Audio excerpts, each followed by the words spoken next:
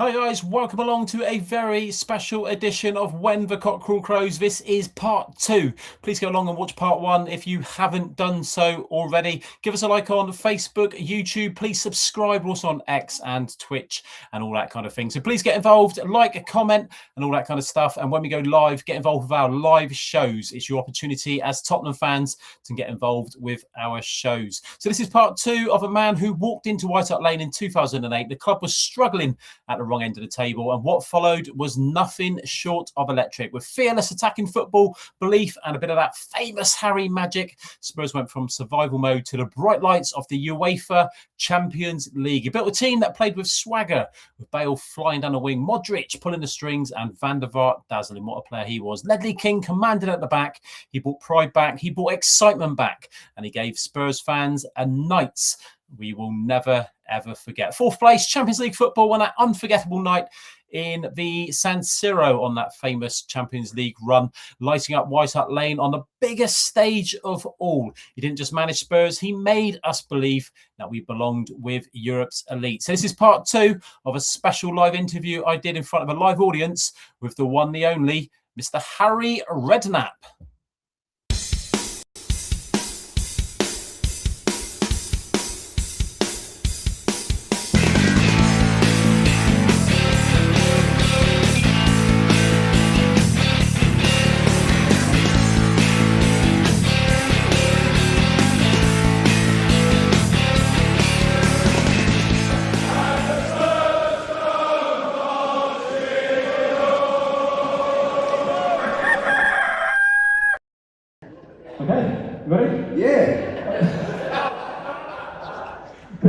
This chap was also involved with football. As we move on, he took over at Tottenham in October 2008. So, there we go. So, taking over, I think it was much publicised at the time, and I've spoken about it since. Wandy Ramos, 2 points from 8 games, taking over that team that were underperforming so much. As a manager, surely that must be a dream ticket. Oh, absolute dream ticket. You know, you walked in that dressing room, I looked at them, I thought, my God, you've got Gareth Bale, Luka Modric, you know, fantastic players, really. And, you know, I tweaked it a bit. I managed Gareth at Southampton. He was very, very young. And I just thought he'd have been the best left wing back in the world. You know, if he'd have played 4 at the back. 5 at the back. You know, if he was at Man United now, you know, playing in their system, imagine him at left wing back, you know. He could run all day and up and back and could do everything really. But I played with back 4 and I switched him from left back to wide left. It'd been like 20, you probably know more than me, you Spurs guys, it's been like 27 games, was it? Never been on the winning team. Alex Ferguson said to me, I wouldn't pick him, Harry. He says, he's a Bok. How can you play him? Never been on the winning team at Tottenham. I mean, I'll be honest, I waited till we're 3-0 up against West Brom. 2 minutes ago, well, you can't fuck this up, you know what I mean? Sorry, Vicar, please forgive me. Oh my God, it was through church. Oh my God, that's the end of me. I've had it now, that's definitely not you. Oh my God, Vicar, please. So you've taken over, Jonathan, we said 2 points from 8 games, and you've won 10 points from the next possible 12. So what was kind of key to changing that around? Was it as much as you, or was it just good players. You know, I moved Luka Modric into central midfield. Clive Allen, we played Chelsea, Arsenal home on a Tuesday night. We played Luka central. Clive Allen, great lad, Clive, good coach. You know, what a player.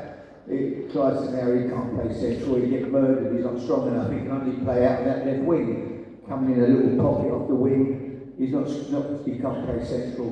I said, yeah, he can, I'm going to get him on, he'll get on the ball, make us play.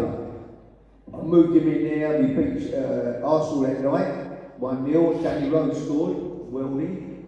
And then on the Saturday, we played Chelsea, and Clive said, you know, Chelsea, Harry, their midfield, Lampard, Ballack, Essien, he said they'll be too strong for him.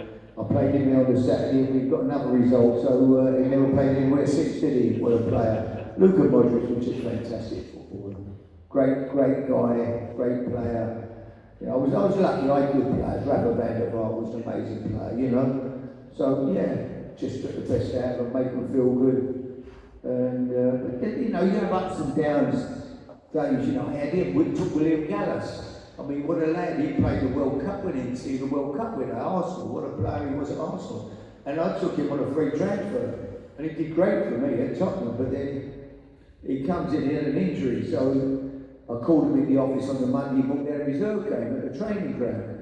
He'd been out with him, and I wanted to get him back in the team, so I think it was a Tuesday, whatever, he's coming for training.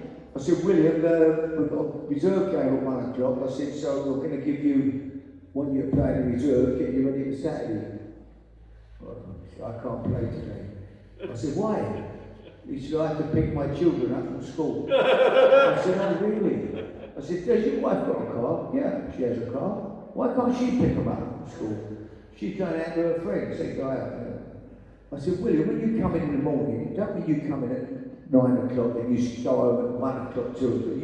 If I want to keep you in at 6 o'clock, I'll keep you here. That's what we do. You come in here. Anyway, we argued, it went on and on. I was getting young. In the end, he plays. So I'm watching the game. We start the games, get half time. Second half, we start. 5 minutes into the second half, William's walking off. I thought, oh my God, he's done his car for him. He's going to, I wish I hadn't played him. I'm going to get the blame for playing him or whatever. Anyway, end of the game, I'm going to the physio. I said, how's William? They said, what do you mean, where's William? I said, where's his injury? He said, what injury? I said, well, he came off by himself. I don't know, he said, he's not been in here for treatment. Referee comes out, I said, referee. He said, yeah, that was strange. He said, he came up to me, William Gallas, said, what's the time? I said, oh, we're playing for 54 minutes or something. He said, no, what? But what is the time? I said, oh, it's 2:15. He went, oh, thank you, and walked off. He's going to put his kids out of school. So it ain't easy, you know. So, you know, you do come across some, and, but no, he was an amazing player, the short spell from it. So your first full season at Tottenham, you finished 4th after the away win up at Man City, after you scored a header. Yeah. Enjoyed yourself off from your associate with David Bentley? Yeah, I mean, when we won the game, they threw the bucket of water over me, did it, when I was doing it. But that was all the lads who hadn't played, one in Bentley and 1 or 2 others, but I didn't care. It was just, I mean, that Daniel bought me that suit, Daniel Levy, it probably cost about 30 quid in Army and Navy stores or something like that. I actually put it on Talk Sport, put it on up for charity, and I think it made about £3 someone paid for it that day, so it was some good came out of it anyway. We got some money for the charity. But no, they were great times for me. I could say I had good players, and it's all, you know, it was going to Milan, going to Champions League, that music and everything makes you, I loved it. It was incredible. So very, very lucky to have done that. So obviously Gareth Bale scored a hat-trick for the Champions League away to Milan. And then at home, Michael didn't learn his lesson, did he? No, I mean, Gareth was amazing. He murdered him, didn't he? Home and away. I was quite surprised at Rafa Benitez, really. He went out there and beat him, and he left Michael out there with Gareth one-on-one and got slaughtered. He came back, I thought, well, he'll play very well. He'll play someone in front of him, maybe even another fullback, and make sure he just shuts down that side down with Benoit, Cotter and Gareth. But he never. He played like a diamond in midfield. And Gareth and Benoit, it was as though he obviously looked, I thought he maybe done like Mike on Rafa Benitez, because he hung him out to dry that day. I'll be honest, the bloke in the pub could have done a better job tactically. So you've won the Premier League Manager of the Year that year. You've become nearly the second manager in the Premier League to have won it without actually winning the league. Do you feel that managers, even now, don't really get the recognition they deserve? No, I'm not saying I deserve to win it, but I would say that there are managers who do a good job. You should just be the people that win the league, because, you know, the teams that, you know, we have this year, there's probably 2 teams can win the league, I think. Arsenal, Liverpool, Liverpool win it, you know. Man City could come to life again and be dangerous, but I don't know. But so I think a manager that, you know, whoever, if the boy at Brentford keeps Brentford up, say, or whoever manages, if Scott Parker keeps Burnley up, he should get it, or, you know, take it according to, you know, what you're working with. I think it's not fair, it's just ridiculous. Keep always. And last year, to be fair, Pep won it last year, didn't even bother come. I mean, which I found a bit. We all turned up, all the old managers, and Pep was busy. I mean, I can't tell you, he can't jump on a private plane and get down to London or Manchester. He never had a game on, I think, that week. So, yeah, I like to see someone else get, somebody who's done a good job, wherever they finish, look at the resources and judge it accordingly. Yeah, so you lost your job at Tottenham in June 2012. Yeah, but that was another story. I mean, I ended up going to meet Daniel. I mean, I thought I was there by the year left of my contract, and I met Daniel at Christmas. We had a function in London where Daniel, some of the directors invited me, Joe Jordan, Kevin Bond, Les Clive Allen. We went for a dinner. Daniel made a presentation to me, bought me a nice present, and spoke about me for and Joe came out and Joe Jordan said, they always say Daniel hasn't got any feelings, he's certainly got some feelings for you, Harry. He spoke so highly of me. And then at the end of the year I was out of work. It was amazing really, and I don't think it was Daniel who sacked me. I think Joe Lewis got rid of me. I don't think it was Daniel. Joe Lewis owned the club. Joe ran the club basically. He owned 75% of it, and he's quite a very clever, very ruthless businessman. He don't go to the games. It's an investment to Joe, and I think he he had his own ideas about what goes on. But so yeah, that was that one. But it was a funny story because I'm trying. When I was going to get the England job at that time, I was 10-1 on favourite. I mean, it was, and Roy Hodgson, the FA, the League Managers Association, Richard Bevan, he says Roy won't even go for an interview because he knows you've got the job, so he won't go for an interview. Anyway, it ended up, I obviously didn't get the job, but I did something for the nurses at Poole Hospital, and a friend of mine owns a golf shop in Poole called Steve Coney. He owns and I go there and buy me golf clubs or golf balls occasionally. Lovely fella. Anyway, I did this thing. His wife was a Macmillan nurse, so he rings me up. He said, Harry, I've got a present for you. He said, can I bring it round? I said, I don't want nothing, Steve. He said, no, what you did for my wife, for the nurses. I said, oh. He said, no, please. All right, no problem, but I don't really want that. But no, okay. He comes round, gives me a box wrapped up in a ribbon. I went, he said, no, don't open it, you can't open it, so I tell you. I said, oh, okay. I said, it's not my birthday coming up or anything. He said, no, but I'll let you know when you can open it. Anyway, a few months go on, I don't get the England job. He rings me up and said, Harry, I'm so sorry. He said, you can open that box now. He said, I had a pair of England golf shoes made for you. England colours, Union Jack, with initials on, you know. I went, don't worry, Steve. He said, but you can keep the shoes. Anyway, at the end of the season, I got to Tottenham, going up to meet Daniel. I've got no idea that I'm going to lose my job, you know. Things have finished fourth again, and things were fine. I drive up there, and on the way there, Steve rings me. He said, Harry, I've made you a pair of another box. I've dropped the box off for you. He said, yeah, I just dropped it round your house. I'll go and see Daniel lose my job that day. When I get home, he's made me a pair of Tottenham shoes. I swear to God. I rang and I said, Steve, don't make me any more shoes. So in my garage, I've got a pair of Tottenham golf shoes and a pair of England golf shoes. We could auction them. So you touched on there your attempt went on for the England job. I know there's a lot of rumours at the time, the job that Sam Allardyce eventually took. Roy Hodgson. How close were you to getting that job? Not close at all. I never met him. You know, everybody said I had the job. Richard Bevan, the chairman of the LMA, said I had the job. I had Wayne Rooney ringing me, Stephen Gerrard ringing me, everyone thought I had the job. It was only me and Roy Hodgson, there was two runners really. There was no other English sort of candidates really, but yeah, Roy got it, and obviously we got knocked out of the World Cup by Iceland, or the Euros or whatever it was, so I couldn't have done much worse, could I really? But no, I like Roy Hodgson, he's a nice man, but I would love to have had it. I think I could have done a good job. You know, I think with them players, you know, and you know, and when people tell me that Lampard and Gerrard couldn't play together. Lampard and Gerrard, they're both 6 foot tall, can run all day, they can shoot, they can edit, they can tackle, they've got energy, box to box.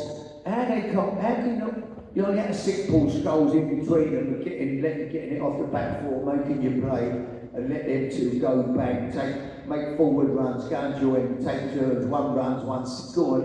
So what a pair, crazy really how whoever managed England couldn't find a way of getting them two to play together. I mean, it's a silly one. Wayne Rooney, people forget how good he was, Wayne Rooney. He was some player, wasn't he? What a player, Rooney. I mean, he was amazing, really. So we've had some great players. We've got a great group of players now. You look at it now, we've got some good players. Whether we're good enough to, we shouldn't be far away, should we, really? I'm looking at the team tonight. If Harry Kane gets injured, you've got a problem, probably. Watkins is good. I like Watkins. He's not far from here, is he? Where was he Exeter? Is that where he's from? From Torquay. Torquay was it? Yeah. Superman. That's the Superman. Yeah. He's I like what he's good, but Harry Kane is fantastic, isn't he, really? Okay, so Bowen, I like Bowen. I know some West Ham fans here. I like Bowen. I'm a big Bowen fan. I mean, Danny, he can't move though. He'll never leave West Ham because Danny Dyer will beat him up. I mean, it's still a Danny Dyer. We know. Yeah, I mean, I went a couple of weeks ago. Made a programme with Danny. I went down to there's a caravan site in Laysdown, Isle of Shetty, near Kent. Right? It's a shithole, right? It is. I mean, my mum and dad had a caravan down there for 50 years, right? We had a little old caravan. We lived in the East End of London, so every Friday night, my dad would finish work in the docks. My mum had finished work in the cake factory, and she'd come home, we'd dash up to get the old green bus that used to go down to Laysdown, Isle of Shetty. We had the sea. There was nothing else there. It was like, one fish and chip shop. We got out the East End, got us out that big block of flats that we lived in all week. Go down there, we loved it, Anyway, Daddy's invested in the holiday camp there, called Nut Farm. And I went down there and we made a programme with him. And we ended up having a football match, his team against my team. We had a right good day. He's a good lad, Danny Dyer. But Bowen is fantastic. He works his socks off. What a player. So we touched on you left Tottenham in 2012. You were never going to be away from the game for too long. In November of that year, you've gone to take on QPR. Yeah. So how that was okay. Yeah, I went in. They were struggling at the bottom. Mark had been there. Mark Music had a lot of very expensive players who were not very good, to be honest. They were a lot of French lads there. I don't know. It was a funny old time, really. It was different. I couldn't keep them up. We went down, but the following year we won the playoff final at Wembley and came back up. So that was a good day. We beat Derby in the final. Bobby Zamora scored that day. Stuck one in the top corner about 30 yards. So yeah, it was great. I enjoyed it. And nice people there again. And then I thought, well, that's about it. And then I ended up going to Jordan. I don't know if I went to Jordan before Birmingham, did I? But I've lost track of time. Took on the challenge of Jordan, you did, yeah. Jordan, yeah. I got a phone call. Someone said to me, could you manage Jordan? I said, I couldn't manage her, bleeding hell. I thought they meant the bird with a big pistol. I said, I'm too old for it. They went, no, the football. I went, Jordan? I didn't know they played bleeding football in Jordan. So I went out there and it was different. Prince Ali took me over there. He's a nice man, big football man. And I get there and I get in the dressing room. Not one of the players spoke a word of English. Now, I don't know what I'm doing here really. I'm going, come on lads, it's okay. And they're all looking at me like, what's he talking about, Then they got in a huddle and they was all going, wah, wah. Coach. I end up in the huddle with them going, wah. I thought, listen, they're paying me good money, who gives a shit, And then we go out to the national anthem. I try to sing the national anthem. And we beat Bangladesh 9-0 first game. I thought Harry was English. But I think I upset their manager when I said, listen, don't get upset. I said, you're better at cricket. He wasn't best pleased. So, and that's why I met Ange actually. We then went to Australia. I only went for 2 games. That was the deal. I wasn't going to stay there. We agreed with Prince Ali. I did 2 games, and the second game was in Australia. We played in Sydney. We played Australia, And that's when I met Anne, Jimmy, the manager of Australia. They had a decent team, they beat us that night, they had some decent players. Jimmy Cahill and people like that played, you know, they were decent. So for now you've gone April 2017, your last job in football at Birmingham City. Yeah, I went to Birmingham. I was at home on a Saturday night, get a phone call from Darren Dean, who was the son of David Dean, who was the chairman at Arsenal. He was involved with the Chinese people who bought Birmingham. They'd just lost at home and they hadn't won for something. I think they'd won one game in 20 odd games. They were near the top and then they went on a run where they just couldn't win every week, getting beat. And Gianfranco Zola was the manager, fantastic player. Love him, what a man. I love Zola, he was a genius, Zola. What a footballer. And a great guy, but he couldn't win a game in the end. So he rang me up, he said, Harry, he said, I'm up in London, Darren Dean said, with the owners of Birmingham, would you come and manage the last 3 games?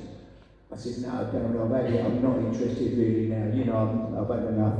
He said, well, would you come and meet me? He said, it's a bit, you know, I told my New Year, would you just come and say, you know, oh, he said, we're in London, we're in Crockford's Casino, they're having a meal. If you come, he said, have a bit of grub and have, you know, just speak to him, you know. Yeah, all right. I said, but I'm not interested, you know. Anyway, I'll go there, sit down. So the Mr. Wong, who owns the club, he don't speak a word of English, he's sitting there like the Godfather, and he's, you know, anyway, the freedom. Eventually, I said, all right, listen, I'll do it. 3 games, I'll come manage 3 games. So they make me an offer, wages. I said, I'll tell you what, I'll do a deal with you. Don't pay me any wages. If we get relegated, you don't pay me nothing. If we stay up, you give me double what you're paying me, what you've offered me in wages. Right? Fair deal. But do you want to, he was a gambler, Mr. Wong, the owner of the club. He went, which obviously meant, yeah, we think he's got a deal. So I do it. Anyway, I walk out and I look at it and I thought, oh, okay, I should have asked them who they've got to play first, 3 games. Now, I look at the games, Huddersfield at home, they're second in the league, right? They're trying to get automatic promotion. Then we go to Aston Villa, which ain't easy. They're hating each other, they're a fierce rivalry. And then Bristol City away, who are on a 10-game unbeaten run. I thought, what have I done? I should have took the wages, you know? Anyway, we play the first game, we beat Huddersfield 2-0. Shay Adams gets sent off, we go 1-up, he gets sent off after 10 minutes. He scores after 10 minutes, gets sent off after 12. We hang on, we score another goal second half, we win 2-0, unbelievable with 10 men. We then go to Villa, get beaten the last minute, Gabby Ekponlo scores a penalty. Now we've got to win at Bristol City, there's 4 teams cut adrift. We're 4th from bottom on goal difference. We've got much better goal difference, but if we don't, if a draw and the others all win, we're down. I'm in sitting there at Bristol City, scores are coming through, Notts Forest winning 3-0, somebody 2-0, 2-0.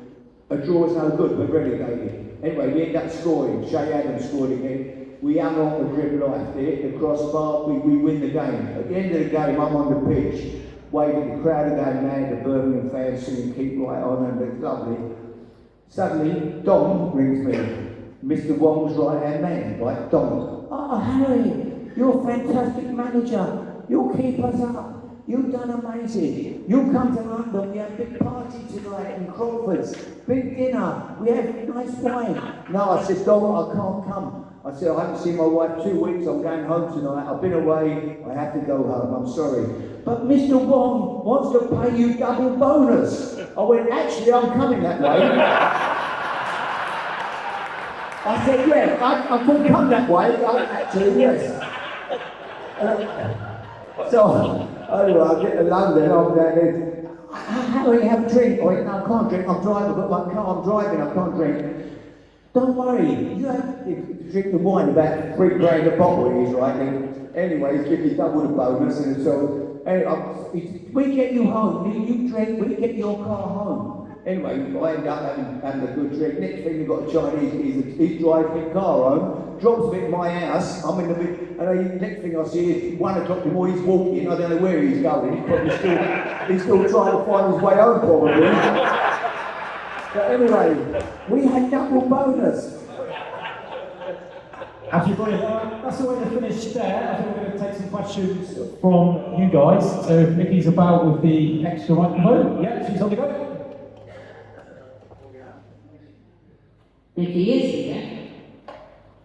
Last time waiting for people to put their hands up, Harry, would you mind telling us a story about the Portuguese striker, please? No, I've done the foot tray story.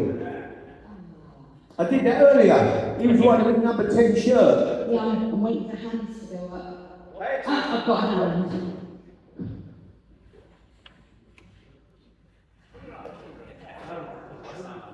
Here's a West Ham fan.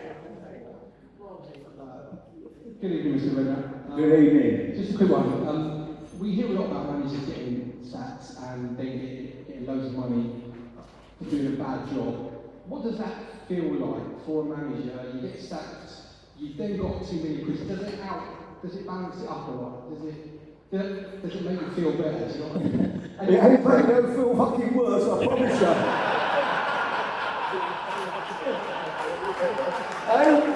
What about Potter? Potter's got the second Chelsea, he's got about 12, 14 grand left, 14 million.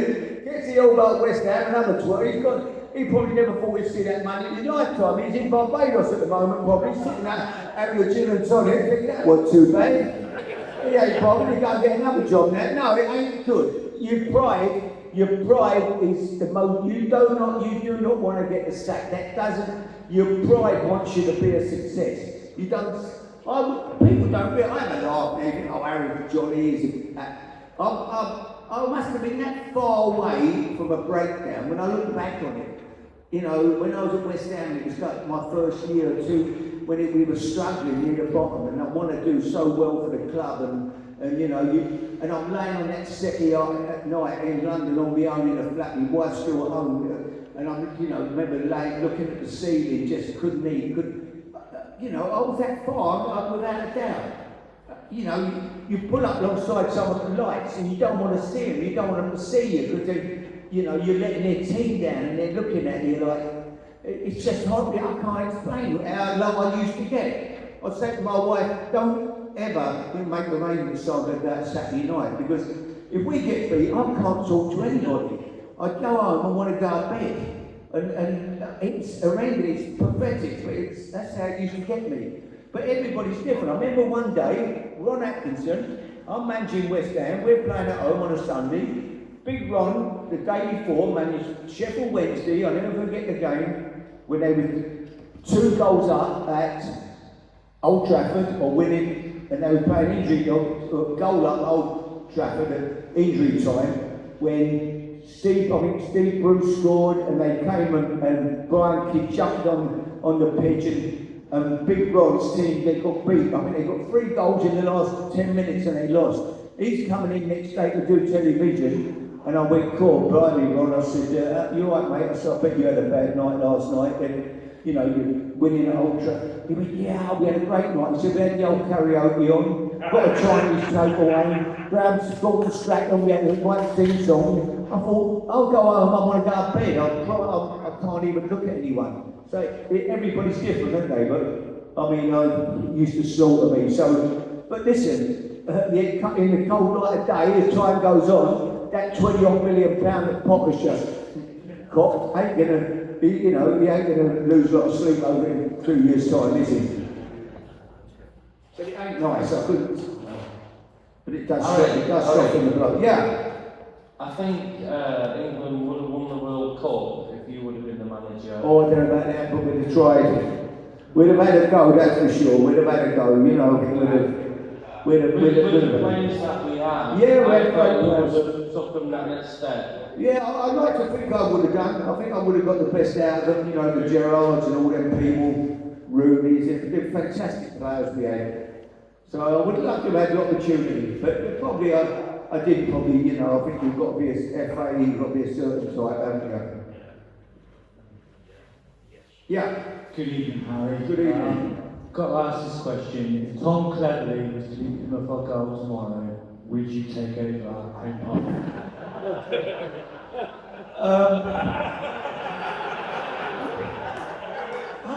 Do you have Chinese owner? If so, double bonus, I can't. No. I've had it. I'm playing golf tomorrow, I can't. I love it. All my spare days now, I get out on that golf course. I love it. I love golf. I never played till I was 50, but golf and racing, my big passions really. I love it. You know, being able to do that now and not go home and not sleep and, you know, no, I've got no, I'm missing this. I loved it every minute of it. I was so lucky to make so many great teams. Oh, hang on. Sandra, I'm on the bleeding stage. What do you think this is? Am I really? Yeah, can you come here, everybody? No, they're laughing at you ringing me. I'll ring you on the way home. I've got a bit of egg and tomato sandwich, so I'll eat it on the way home. Come on, mate.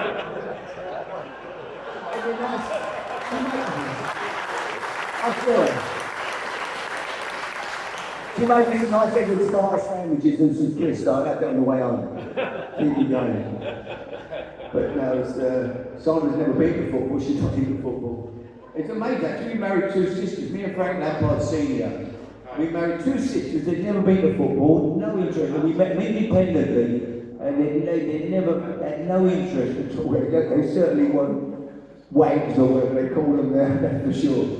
But no, it's, and we talk about footballers, and I know we've got a lot of West Ham fans, and I know you, Frank, gets a lot of stick.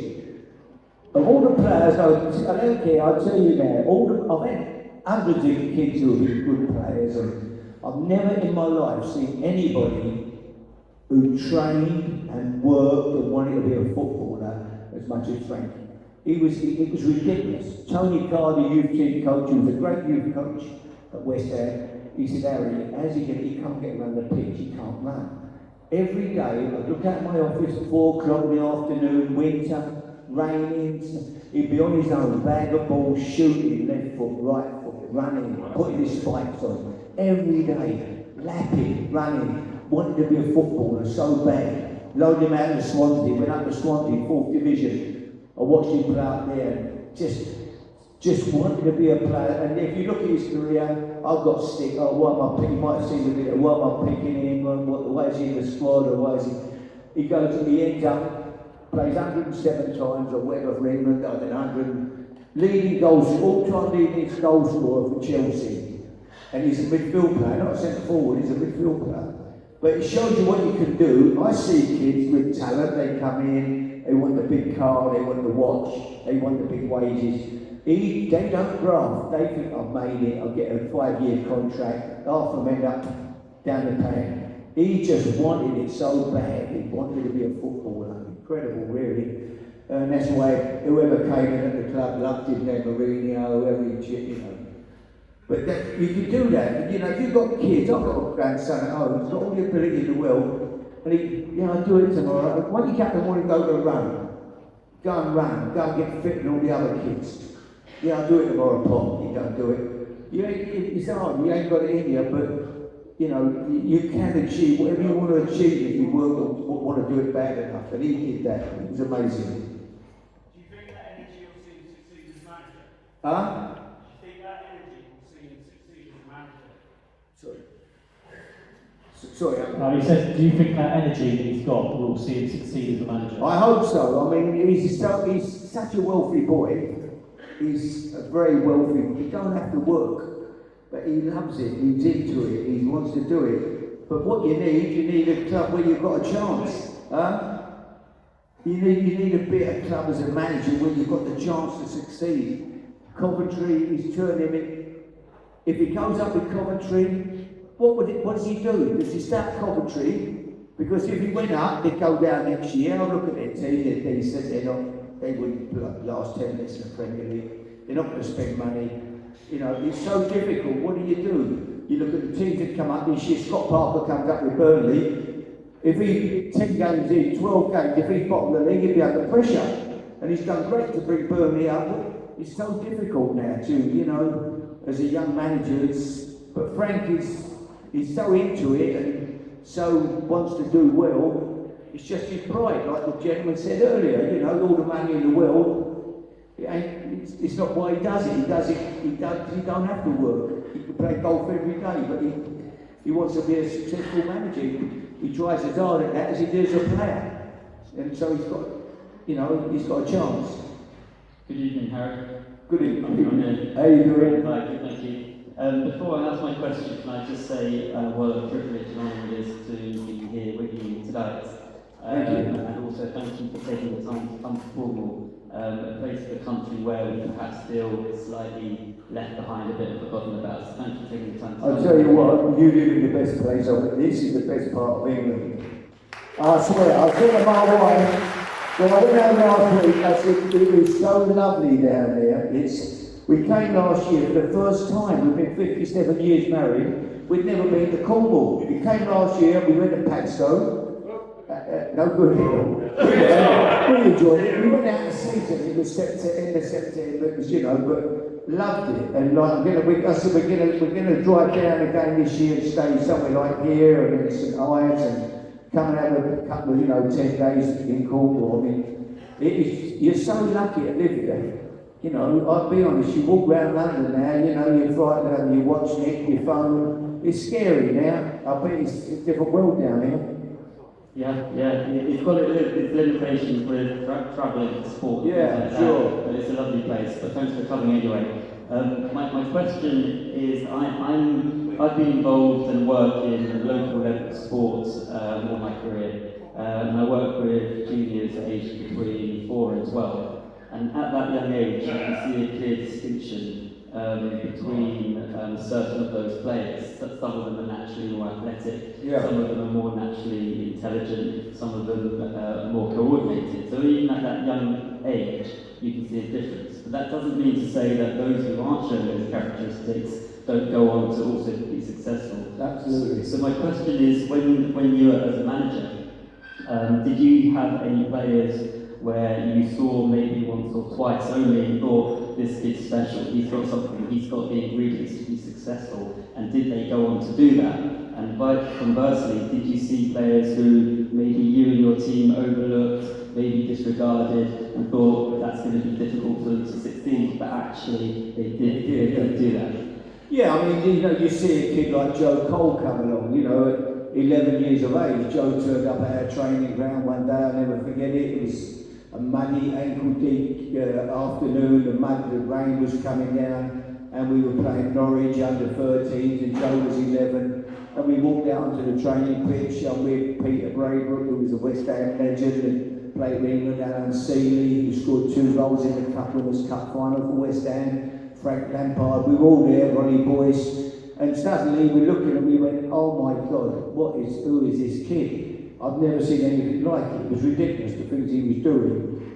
So you knew then at 11, and then suddenly the problem was hanging on to him. Alex Ferguson was sending him a shirt. This is your shirt, 10, Cole, when you play for Man United. Alex took him on the coach to Wembley to the cup final, on the team coach when he was like 12, 13. So you knew Joe was a certainty, there was never any doubt. His dad wasn't a football man really, but he was quite a hard man, Joe, and his dad George, and Joe was a great lad, so you knew that bar an accident, he was destined to be a star, And then you get other kids who you probably think,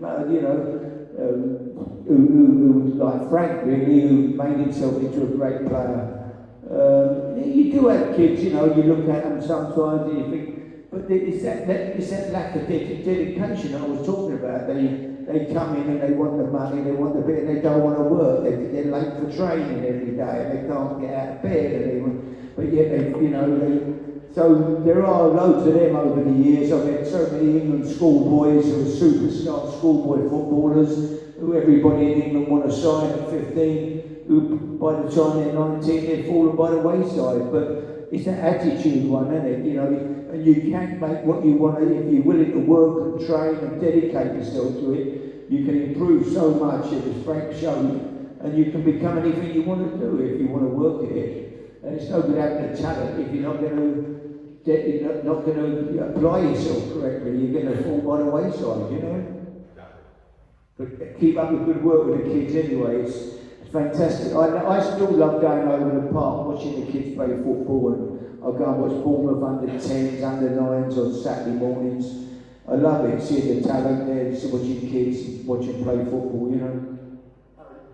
Thanks for bringing me in. My family were from Lyme and Poplar as well. My friend also works in the box. I just wondered what were some of your fondest memories of Poplar and Lyme, you know, in the 60s? What was it? I'm sorry, I'll come out that my ear nose. I beg your pardon. No, really. Is it? Sorry, I'm actually Poplar myself. And Yeah. My friend also works in the dogs. And I just wondered what some of your fondest memories of Poplar and Lyme. Well, that was such a great area. It was you know, so my dad worked in the docks all his life in the West India dock.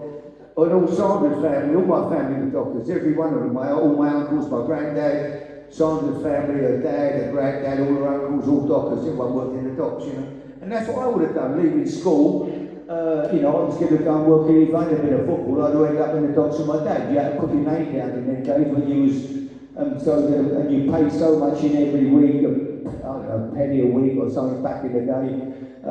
So my name was down because you could only get in the docks if you and family worked in the docks. And that was the only way you could become a docker back in them days. So, yeah, it was a great area.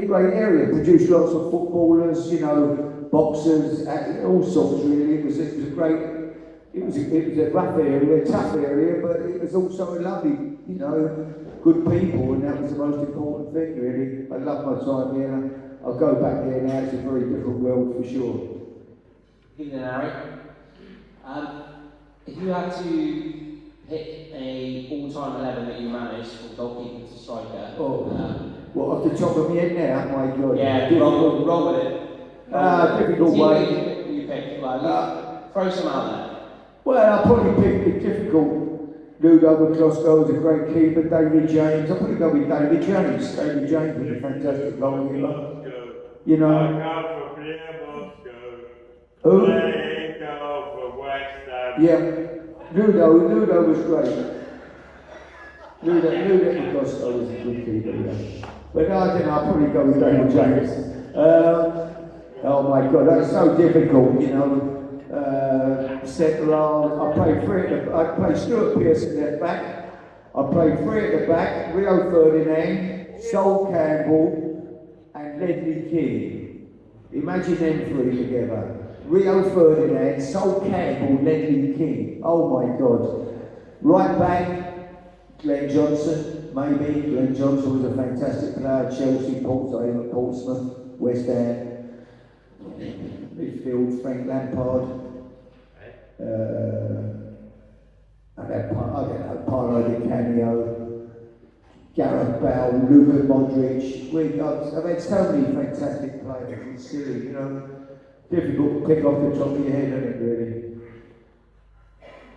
Anyway. The majority of the football people think that Brian Clough was the best manager that England never had. Do you agree with that? And if you don't, who would you? No, I'd say Brian Clough.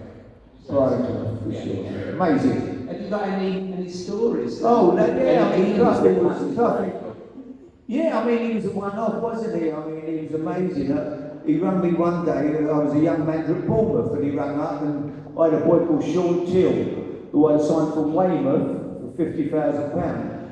I'd only had him about 6-8 months. He was fantastic, left-sided centre half. My phone goes, Brian Clough. I never spoke to Brian Clough, and I was a young manager at Bournemouth, and he was up there, you know, and I think, is this someone having a wind-up, or is it, you know? And anyway, hello Mr. Clough, I called him Mr. Clough. And he said, listen, I'm interested in your Ben Till. I said, oh yeah, good player, Mr. Clough, you know, great player. He said, tell me, he said, how big is he? I said, well, he's 5'11", centre half he was.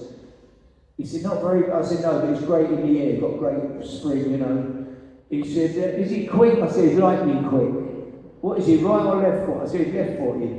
He said, oh, how much is it? I said, he's £500,000. He said, I'll not give you that, I'll give you 499.99p, not the penny off that. I said, we won't fall out over a penny, Mr. Clough. He said, all right, tell him he's coming to play for Brian Clough at Notts Forest. Anyway, I'll get the boy down. He comes down, I tell him what's happening, him and his wife. No, don't hear it. I'll ring up Notts Forest and say, is Mr. Clough there? The secretary said, I'm sorry, he's just left to go to Mallorca for 10 days. He's not contactable. Never heard another word.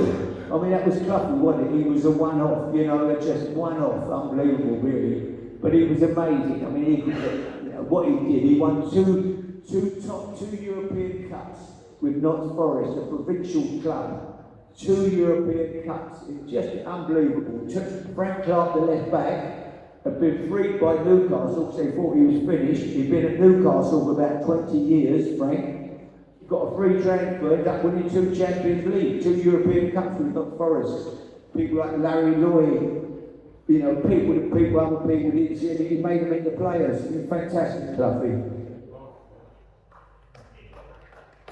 Boys, I'll get one more question. If it's, I won't be able to, I'm on the golf course at 7:30 in the morning. No, I'll keep playing Tony Pulis, right? I'll play Tony Pulis every day with 3 golf balls off me. He plays level, he's a better player than me, but I'll keep playing him at 3 golf balls. So I'm playing him again tomorrow. Evening, Harry. I must ask, can you take us back to the West Ham v Bradford game where Paolo? Oh yeah. What was it like being on the touchline? Well, yeah, I mean, Paolo just came over, didn't he? But, you know, he had 3 blatant penalties turned down that day, and none of them, they were penalties, all of them. And in the 3rd one, he comes over and sits down on the floor in front of me, crosses his legs. But, boss, I don't play no more. I don't play this referee, I don't play no more. I'm going, Paolo, get up, we're losing. What was the score at the time? It was like 3-1, we were losing. And then Dean Saunders goes through, goes round the goalie and misses an open goal. And the silly thing was, Stephen Bywater was in goal that day, making his debut. Only every time they had a shot they scored, he bumped the nerves. And I'm saying, Paolo, get up, Paolo, we're losing, get up, Paolo. Suddenly the crowd started singing his name. He jumped up, off he went. Anyway, we scored. Then we get a penalty. Him and Frank are pulling the ball off each other. Frank's the penalty taker. In the end, he lets Paolo take it. Paolo walks up, dinks it, the goalie dives, and then we scored in the last couple of minutes to win the game. And Paolo comes in, but he was mad, I mean, but he was a genius. What a footballer, he just had skill, and he was just a pleasure to watch, you know, and just amazing, really, amazing player. Yeah, young guy here. I was just wondering, what's your favourite derby? Because you managed Birmingham. My favourite derby, it certainly wasn't Portsmouth Southampton. I'll be truthful, I'm not telling you a lie. I've gone from Portsmouth to Southampton, right? Not a clever move.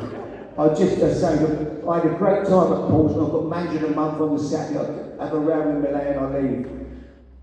Well, I'm only there 2 weeks, FA Cup draw, Southampton, Portsmouth. Oh my God, no, right? But lucky it was at Southampton. I'm stood on the touchline with 8 minutes to go. I don't care who scores. I'll be honest, I just didn't want to go back to Portsmouth. I was scared. I don't care if they score. I just didn't want to replay. And then we got a penalty, and Crouchy gets the ball. He's playing for Southampton for me. And I'm going, no, not Crouchy, no. I saw him the other week, he went, get that penalty, Harry. He went, you didn't exactly fill me with confidence. Anyway, he put it down, he scored, so he said going back for a replay, but that was quite a fierce game. I wouldn't say that I enjoyed it very much. Nikki? Yes. Okay, guys? Let's give it up to Mr. Harry Redknapp. Lovely to meet you all. Thank you, guys. Paul, well done. Thank you, Amy.